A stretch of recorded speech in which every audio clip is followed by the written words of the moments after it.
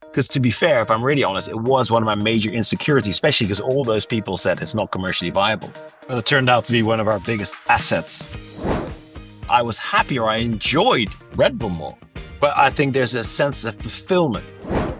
As a founder, you have to portray confidence at all time. And underneath is just this. What does it take to go from marketing the world's biggest energy drink to building your own challenger brand from scratch? My guest today is Huib van Bockel, founder of Tenzing Natural Energy.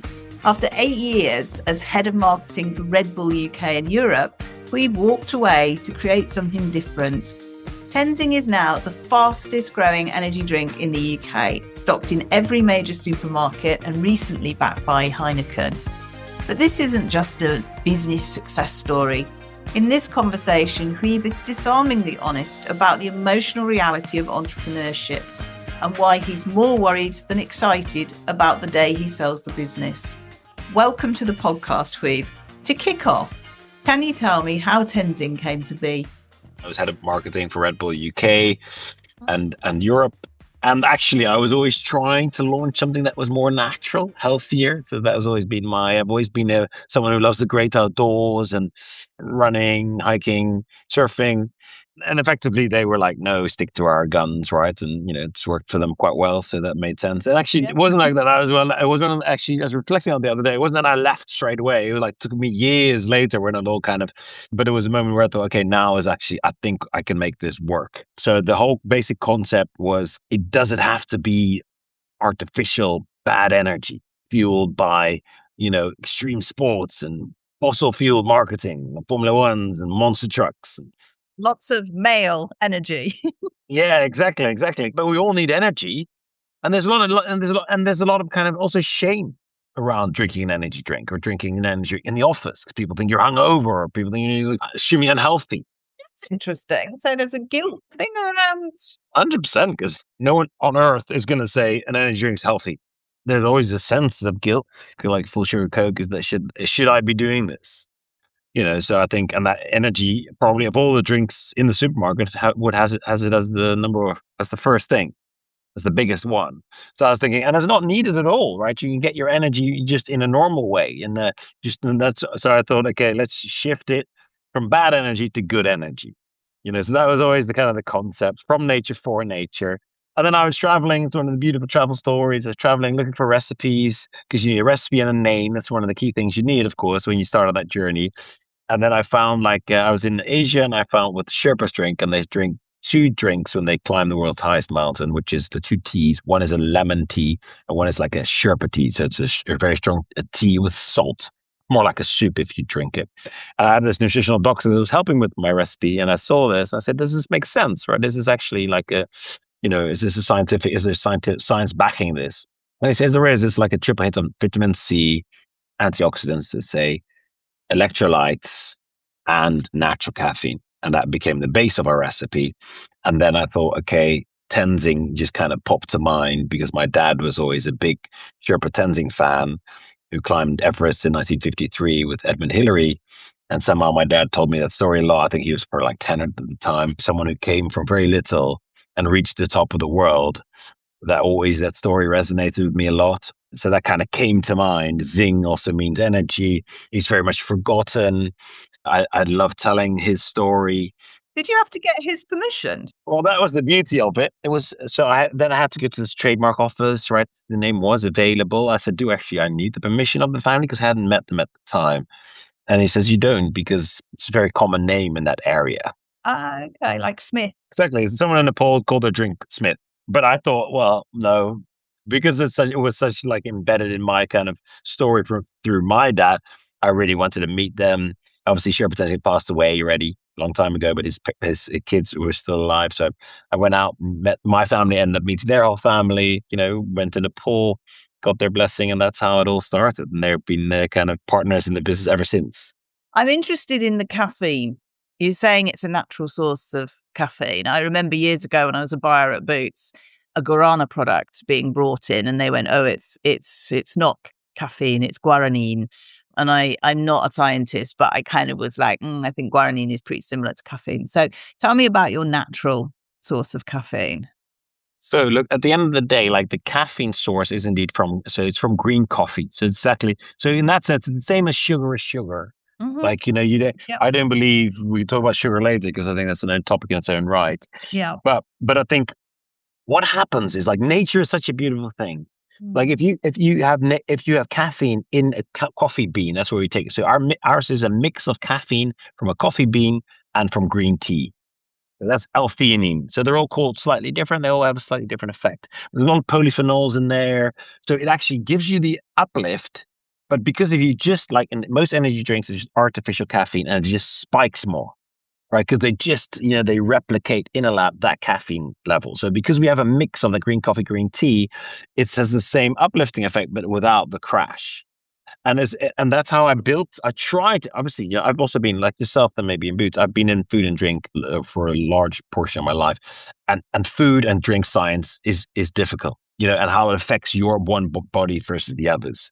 But like my whole principle in creating, I said, okay, what is good energy that you can feel good about, that you don't have to feel guilty about because it's kind of healthy or natural. Then I've got like 60% less sugar, so it's 4.5 grams of sugar with no sweeteners.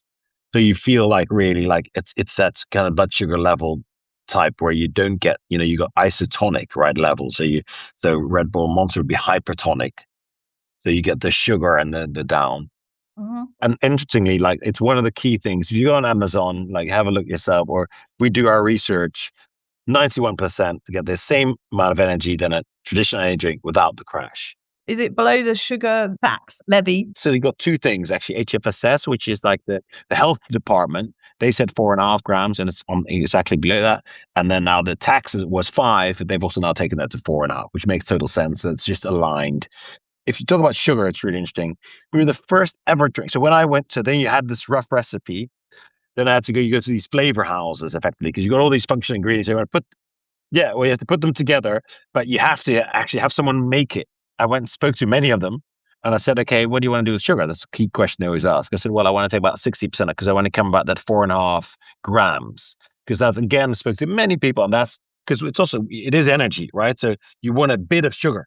All of them said, "Cool. What do you want to replace it with? Take 60% out. What do you want to replace?" And I said, "With nothing." And they all said, "That's not commercially viable."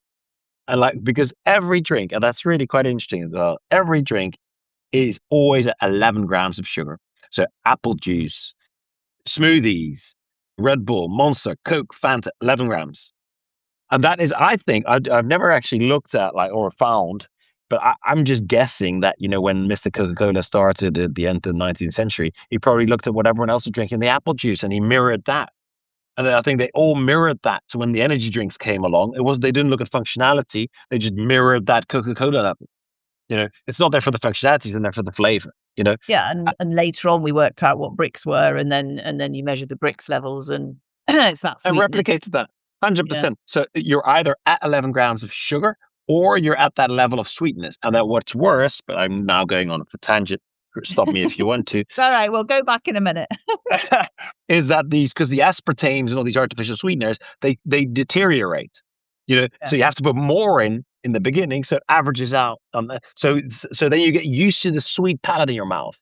So that's what they always say is so bad about artificial sweeteners. There's a lot of other stuff that's bad, but there's one, like 100%, no one contests that, is that you feed the sweet tooth. Just like if you have a lot of salt.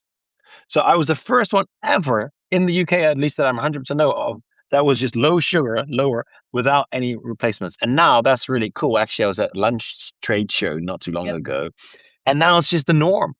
Like, if you look at Trip, Dash even lower, of course, but like, there all new drinks that come out, like the hip hops and all those drinks are all at that kind of level. So that's really cool. And I think we've really kind of opened people up to that changed palette. Because to be fair, if I'm really honest, it was one of my major insecurities, especially because all those people said it's not commercially viable. People want that level. They either want 0% sugar or they want 11. So I was like, it was one of the biggest risks. But it turned out to be one of our biggest assets because people now we've got extreme high repeat purchase, highest in the category, 80% plus repeat purchase. And that's all mainly because people love the effect, like I said, but they also love the flavor. And where are you listed currently? In All supermarkets. Great idea. Told it wouldn't work. How did the retailers receive it when you first went in to go, I've got this idea named after a Sherpa? I think, if I look back and just purely talk about it from an entrepreneurial perspective, I have to be honest and say, obviously, my background helped. Like, Yeah. if I could, because if I Story. could, yeah, exactly. Also, I didn't actually realize that much, but of course, I was heavily invested. I wasn't even in the beginning. I thought I'm just going to go out and loan. So I was actually very, very long time. I was not unfunded. But then I thought, okay, I can't. I have to. Like, I'm taking on these, the biggest dogs in the marketing world Yeah. that have endless budgets and endless people, billions of budget, right? So I Mhm. thought, okay, I need some funding, and then obviously, that helps with your investability, and also your credibility when you want to go and produce, and when I, Tesco was actually the first ones about a year into our journey. We launched there about a year and a half, I think. So I did kind of prove it in smaller areas, so we could already show, and then Tesco, we pitched to them, and they said great. So then it took a while to get into the others, but now we're in all of them, yeah. What year did you launch into Tesco? So we launched, and next year will be our 10th anniversary already. God, it's a long it's a long journey. But yeah, so about a year and a half in, I think I went into Tesco. Okay, so I'm I'm not set out to do this, but there seems to be some parallels with you and Brewdog. So that's where Brewdog started in Tesco. I know they were quite surprised by the level, and then I understand you've had investment from Heineken. This happened in April. The Heineken investment, super cool. We're the first ever non-alcoholic drinks brand. It's like a soft drink, energy drink that they invested in. So that was super cool. I think there's some more convergence now, of course, with the 0.0s and the more adult drinking, and they've been great partners. So from the concept through to Tesco's now Heineken, what's been the toughest thing for you emotionally? Yeah, I mean, I could talk about sugar levels and naturalness for ages. I could talk about toughness.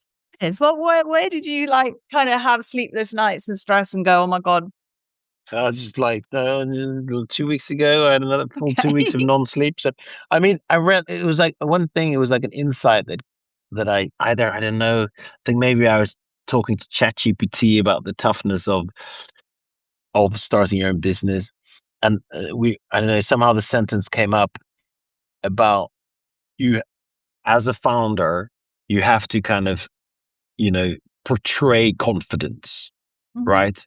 At Yep. all time, to your people, to the investors, to yourself, to keep going. And underneath is just this terror, just fear.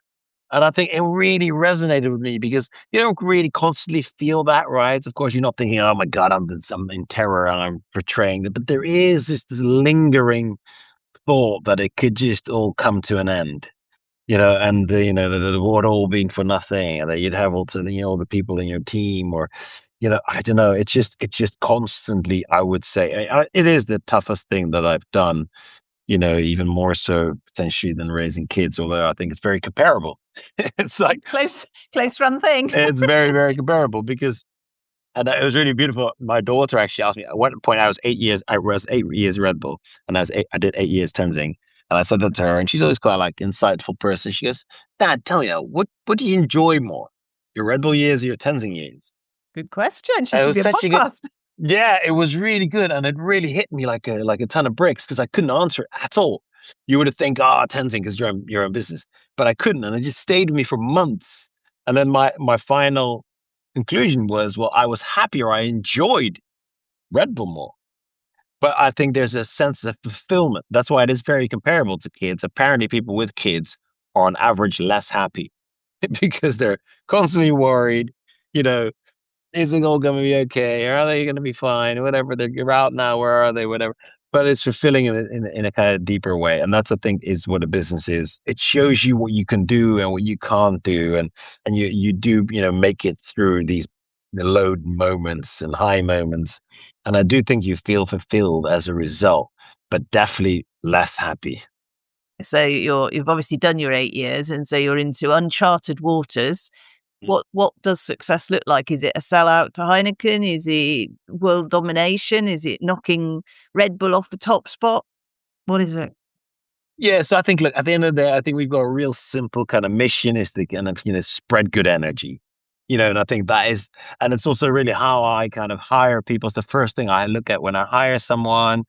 It's the key thing that we do with our community. We do a lot of stuff with communities, with run clubs, with climbing, bouldering, and that is like quite a beautiful mission to have, and very specific, right? It's very what our product does, and it's what our people do, and it's what we want to do with our all the activations that we do.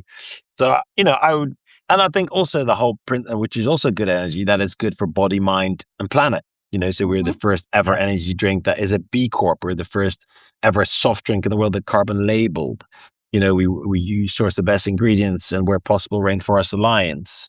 And we're constantly trying to push the boundaries of what's possible there, right? So I think just to kind of show that a soft drink, energy drink, can be a force for good, can spread good energy. I mean, that's quite a, at least, as far as my own little circle of influence, I think quite a beautiful thing to go after. So yeah, I think that's, for the coming years, still my goal. And of course, it would be cool if that then becomes the new norm. If good energy will overtake bad, and I don't see any reason why it won't. That's a mission, that's a purpose. Does that translate into, I'm going to use an old expression of pounds, shillings, and pence? Does that translate into investor value? I guess it does. It does, because I mean, look, and if you just look at energy drinks alone, it's like nearly £3 billion in the UK, right? So if we good energy wins, which at the end of the day it always does, we You could do a Netflix movie on that. yeah, exactly. We'd obviously, that would be very, very big. And we are already quite big. We are fastest growing energy drink. We're the number three, right? So when I started, you had Red Bull, Monster, Rockstar, Relentless. Rockstar is Pepsi owned, and Relentless is Coke owned. And we've passed those brands now. We're the number three in Tesco, for instance. We're the number three in, in all in BP. We're the number three in London, all London grocery. So we've overtaken all those big businesses. So if we go into the minutiae of what you do on a daily basis, when you get up on a morning, on a Monday morning, what's your most important jobs that you've got to get done? I was kind of always in the marketing arena. I worked before Red Bull at MTV, so there's more like media side, but I've always been like in the kind of marketing, creation, content, event space, you could argue. And the cool thing about having your own business is that you do it all. you know. Yes, So today, exactly. just now, I just missed it because the podcast started, but we were just tasting in some new flavors. So we taste new flavors. So I enjoy that bit. So it's real product innovation. Now, that's the cool thing. You can really turn it around quick. There's no hurdles. It's just kind of, I'd make the call. So, for instance, Heineken is still a minority investor, right? So it's just, that's the freedom to do that. Obviously, that freedom has its disadvantages, because sometimes if you can change everything, you're also like, you have to stop yourself and constantly tweaking and say, this is enough now. Yeah, so that could be one thing, and then I'm working on like a business, like a 5-year business plan with my finance department, or like, so it's really like, then I go to a Tesco meeting, and then I'm obviously hiring a lot. So obviously finding the right people, I think, is the number one thing, of course, that you do to make. So I've always, I remember even in my old days, I remember making that shift from, oh my god, I've got another interview, I've got so much work to do, to like, this is the most important thing I'll do all day. My first job was at Unilever, so a very big Mhm. company. And you get also Red Bull, to be honest, you get like, this is your role. You're not allowed to do anything else effectively. Silo. Yes, huge silo. Not so much silo, but more like as expertise, a area of expertise that you can say something about. And then, but actually, I turned out I would say I'm nearly as good at sales as I am in marketing. I'd say, like, I love that process of talking to people, thinking about the category, like category first, what we could do Mm. for a Boots or for a Tesco. I actually really enjoy that. I love product innovation, which I never did at Red Bull, of course, because that was all in the head office, if they ever did any. And also, that doesn't only go for me. It goes for, I think, also for me mostly, I guess, because I really cover all the areas. But in a startup, you can think about, I've got a new flavor idea. Oh, brilliant, we'll do that. Or I love this taste, but not that one, and it's really passionate. So it's very much more like, I think that's the beauty of, if you're like a grad, of working for a startup or a scale up or whatever we might be Mhm. called, but still a relatively small business compared to the Boots and the Unilevers. It's quite a cool job, and you get to see so much. You get to talk to everyone in the team, and I think that is what I like about, smaller businesses. So would you say you're naturally disciplined as a person? No, no, no, not at all. I I look. I remember doing. I've done a lot of course, as you would have also have done, like done those personality tests in my corporate world. And I remember I did a London business school thing, and it was about like when because I was head of marketing, and then it was for everyone who was like moving on to become a CEO. And so there's all kind of heads of departments doing this course of like 4 weeks or so. I think everyone had a really straight profile, and my my profile was the only one that was like just all over the place. So I'm like, I think I'm very kind of, extremely creative. I'd say I've got a lot of energy, but not, low sense of shame. Of course, it came out. It's very good actually, because you don't have like, you're not afraid to go to like supermarkets or whatever, try, hold your ground in a friendly, positive way. But I do get a lot I do get a lot done, but I would say that's more due to energy drive than it is through kind of, hardcore discipline and planning. I did profile you on LinkedIn actually with my little AI tool, and it came back as trailblazer actually. So a Ah, red okay. dominant personality. I suspect you've got quite a lot of I in your personality as well. 'Cause you, Well, no, yeah. In the color things, I'm very like I'm off the scale yellow. oh, So, but okay, with the like that, because that's more the ideas, inspiration, that kind of yeah. stuff. But then I have enough red to also make it happen. What about personally? You mentioned surfing. Not a lot of waves in Holland or Denmark. No, no, no. There is some, but basically the UK blocks it. So, but you got some waves and all. But I usually spend all my holidays. Every holiday I do is either like skiing. We've always do very active holidays. My whole family's very active. We all surf, we all ski, we all hike a lot. So every holiday is spent doing one of those things. And within the sports that you do, are there any goals? Do you want to surf the biggest wave, climb up Mount Everest? Are there No, any? no, no. It's just the most competitive at one point I was maybe was running. When I started tenting, the running really became my mental health help. Mhm. And so funny enough, even though I did marathons, because I'm quite like, what do you call it? I don't know, naturally capable of running. I would just do them untrained, roughly. But then, so I'd never really like do a lot of like weekly running or daily running at all until I started tensing 10 years ago. Cause I found out very quickly how mentally challenging it is to start your business. And, running was just a way out and a way kind of just to kind of go outside, be in nature and run. Sure. I think mainly because us, Steve, when I'm talking to you now, realize, yeah, my mind is just all over the place. So just Mhm. to kind of be in underwater or in the mountains skiing, like that's the moment where you only think about the skis, where you only when surfing is that's why maybe I like surfing most. I should probably I would say I've been doing it for ages. I would say Right. God gave me the most talent, most love, and the least talent for the same sport because it's it's a very tough sport, but I love it because it's so literally engulfing. Like there's no way you could be think while you're trying to catch a wave or trying to like you're as cold under or you're actually on a wave. Imagine you being on a wave. There's no way you're gonna think about your cash flow at that moment. No. So it's the combination of just beauty and physical effort and like danger. With surfing, there's so much analogies of starting your own business because the wave, you can't create a wave, right? Let's say the wave has to be there. In my case, that people need energy. They want energy. Life demands a lot from them, but they don't want that to be energy that further drains you. Right. So that is effectively the wave. And I have to ride it the best I possibly can. But it's also the idea of like, a wave comes and you have to paddle super hard to get it. And I remember once that was one of the best quotes I've ever had. I was in Costa Rica for like 6 weeks. And I was like, that's the moment where I got also quite good. That was the moment I really felt like, okay, I'm actually a surfer now. And I thought, well, let's take a lesson right at the beginning again, because, it's just maybe there's still room to grow. And I remember it was quite high waves and I was paddling in this wave. I was getting, and the guy was like like a Jamaican.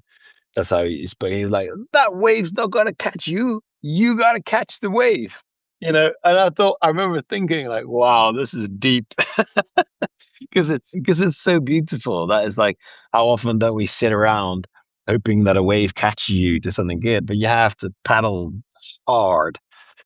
You do have to paddle hard, and certainly in some areas you're competing with your space on the wave, which I never even had the concept of until I watched surfers, and I was like, gosh, actually, yeah, it's not just catching the wave, it's making sure you're out there to have the go at it. Yeah, Um, for sure. Yeah. so it's no, I think you could get a decent book or certainly some more speaking gigs out of.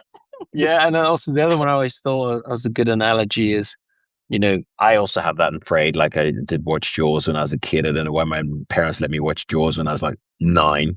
So there is this element of like, well, there's always, there is, I have, what there were sharks in the water, like in South Africa or Hmm. Hawaii, whatever. There's like, multiple a year, right? Killings.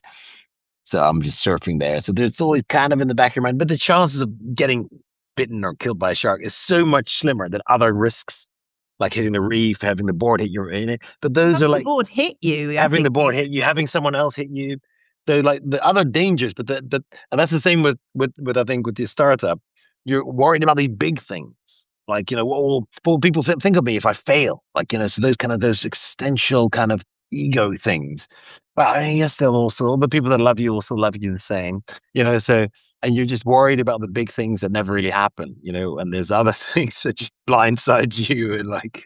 You've obviously got a lot of experience and inner inspiration, but have you had advisors, mentors, coaches over the years, especially with the entrepreneurial piece? Wouldn't say so really. There's like some friends, family. Probably my most is my wife. So she's always been in the also the marketing business space. Hmm. So she's like way more decisive than I am. Is she involved in the business or? She's always been involved a bit for sure. Yeah. And so, but yeah, I would say probably that's the main one, and then that's just hiring good people around you, of course, that dare to speak up. Is obviously always very important, and in any business, right? And I just always kind of make sure that I speak to a lot of people that I rate, but that's more like I'll try, go and chase them and have like one-on-ones. Not Mhm. afraid to like ask for like advice in that sense. Who's keeping you on track? I think as founder, like you don't need someone to keep you accountable. You're just you're yourself the worst critic you could possibly find, right? I've never it's more the other way around where you're like, I feel like, you feel like that guilt if you're just on the couch doing nothing.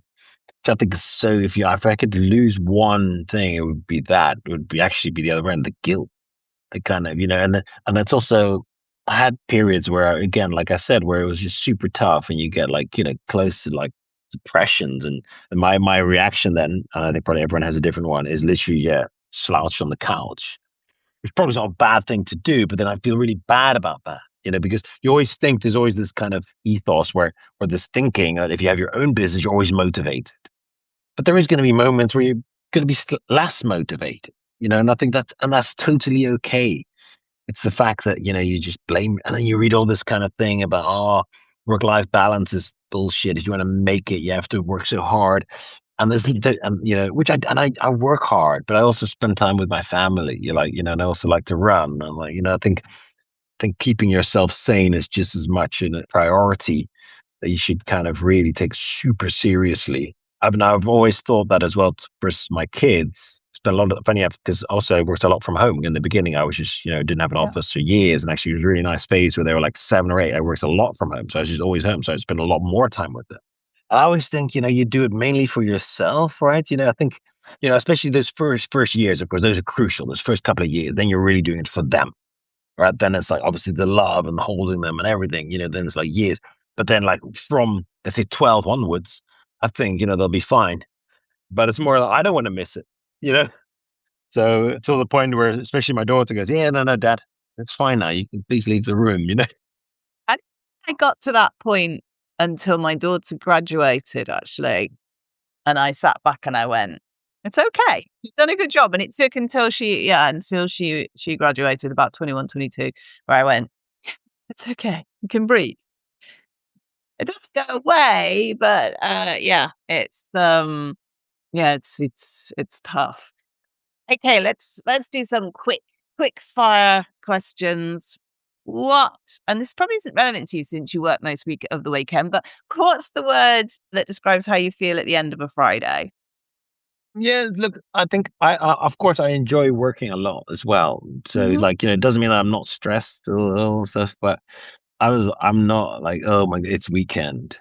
I actually found the most difficult, as you me talking about kids now.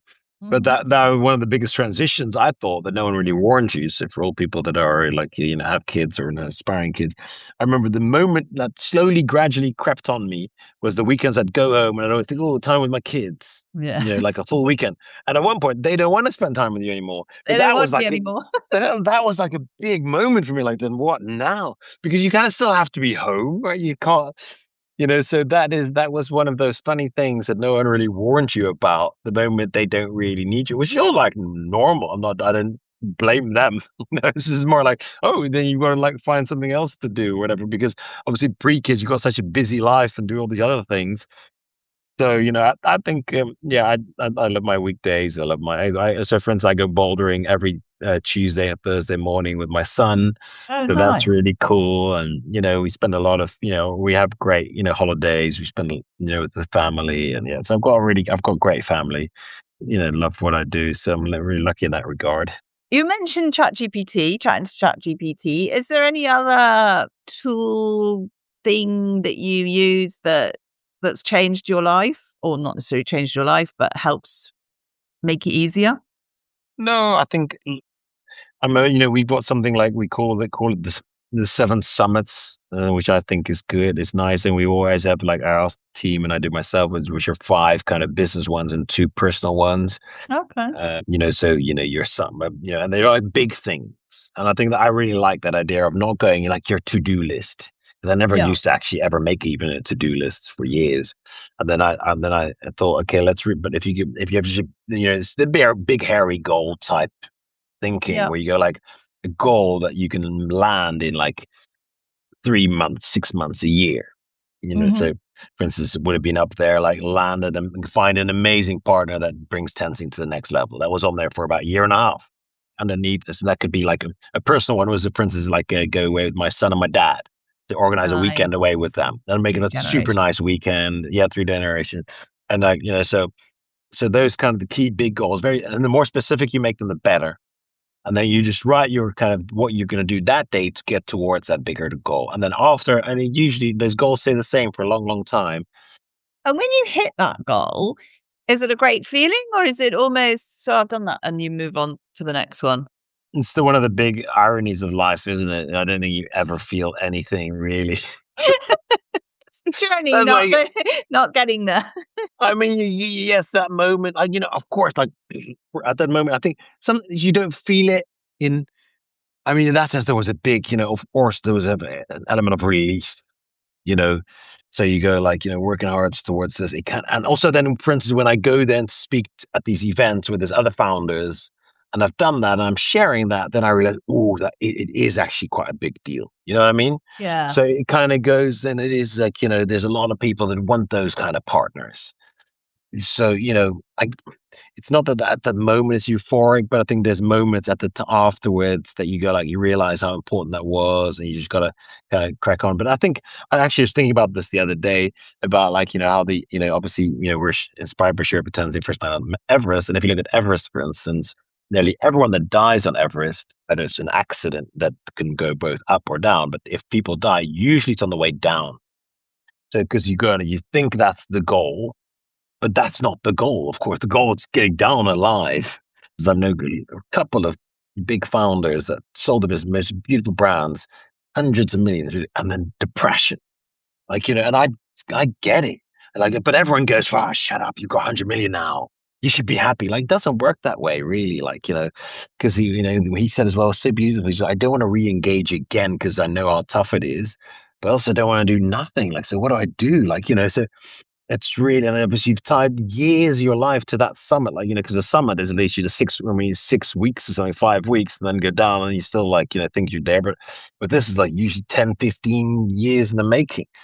So I think the important thing is to realize that there's no like anything at the end there. I don't think like if we were to sell the business, I'm more worried that I'll be more depressed than less depressed, let's say, So I'm not going to be like, then we've made it.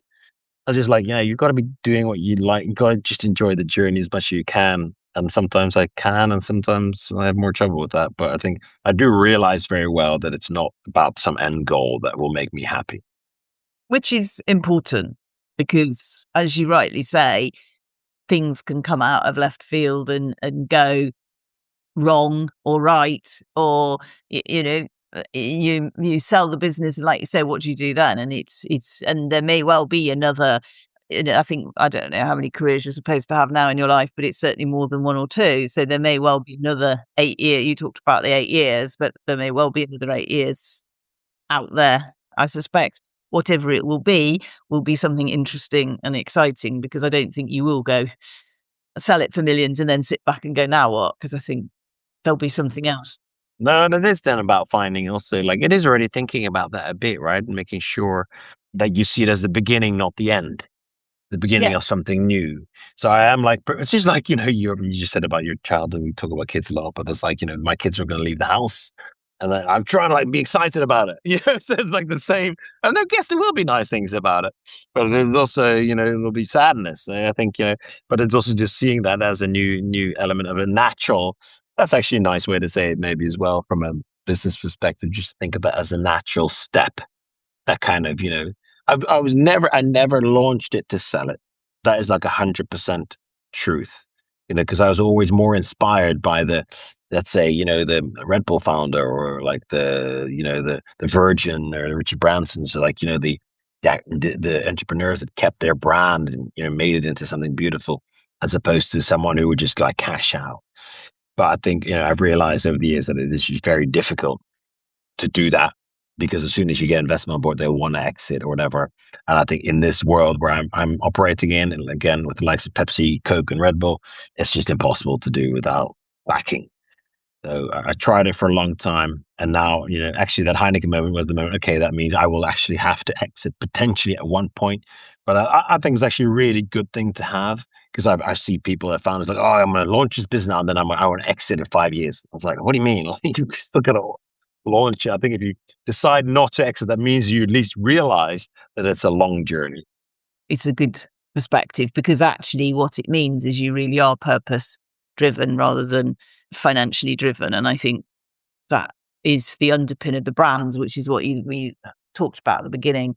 You're not there to make money, to sell out. And yes, you might do, and it'll be a byproduct in some ways. It's not a bad thing, but the real truth is in the fact that you have achieved what you set out to achieve, which is to get that natural energy into more people's hands. And again, also, I think, I love that idea of, your marriage, like an arena of growth. And I think actually starting your own business is an ultimate arena of growth, right? That, if anything I've taken out is like, God, I've learned so much about myself. What am I good at? What can't I stand? Like, I didn't know. Sometimes I think, and that's what my wife says as well, like, because I went so low at periods, like genuinely, that I'd never experienced before. Like, if I would have just had a normal job, would I have gone so low? Because there's something scary about that, because you're scared that might come back in a way, sometimes. So, but on the other hand, I've learned to kind of cope with that as well and carry on. And with those big companies, you actually think you're more capable of more stuff, but it's because you're shielded. You got so much budget, and you got so many people around you to compensate your bad bits. And when you start yourself, it's like, oh my God, I've become a lot more modest, really, since launching my own business. So people go, I must be so proud. Yeah, I am, but I'm also also know how bad I am at stuff and how bad I can handle things. Having your own business is a self-development opportunity. It is 100%. Fantastic. That's a great place to leave it. Thank you so much for your time. It's been really fascinating, really interesting. Yeah, well, thank you so much. Great conversation. I love chatting to you. Thank you. You can find Tenzing in all major supermarkets. Links to their website and Huib's LinkedIn are in the show notes. If you enjoyed this episode, please share it with someone who's on that journey too. I'm Karen Green, and I help challenger brands, founders and scale-ups achieve faster, smarter growth. Make sure to subscribe to the Friday Accelerator to get your regular dose of ideas and inspiration for growth, resilience and success. Search for the Friday Accelerator wherever you get your podcasts, or go to podcast.fridayaccelerator.com.